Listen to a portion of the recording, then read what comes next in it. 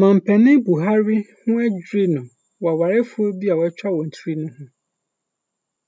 Amanebɔ a efi Nigeria aba ne sɛ, nipabɔnfoɔ bi akum asogyafoɔ 2 bi a wɔretu kwan akɔ Imo State. Asogyafoɔ yi din ne Linus Udu a ɔyɛ Master Warrant Officer ne Private Gloria Matthew. Sɛdeɛ amanebɔ no kyerɛ no, na Linus ɛrekɔyɛ ne yɔnko Gloria ho adeɛ wɔ Imo mantam mu a wɔte kaa mu. Bere a wɔduruu kwan mu hɔ baabi no, nipabɔnfoɔ sanee atuo gu wɔn so kum wɔn.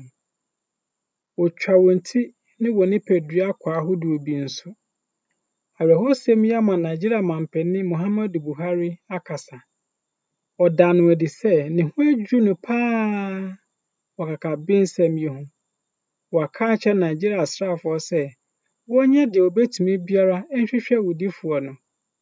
Nigeria Mampanin ama abusuafoɔ ne asraafoɔdɔm nyinaa yaakɔ.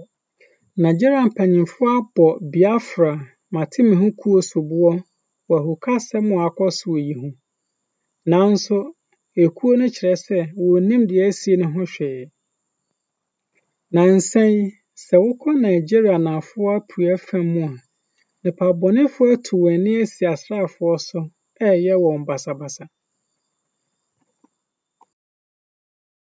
Yɛsrɛ wo, mia subscribe button no so. Sɛ wowie nso a, hwɛ sɛ wobɛsɛnde ama afoforɔ ma wɔn nso wɔn nsa aka bi. Yɛda wo ase paa.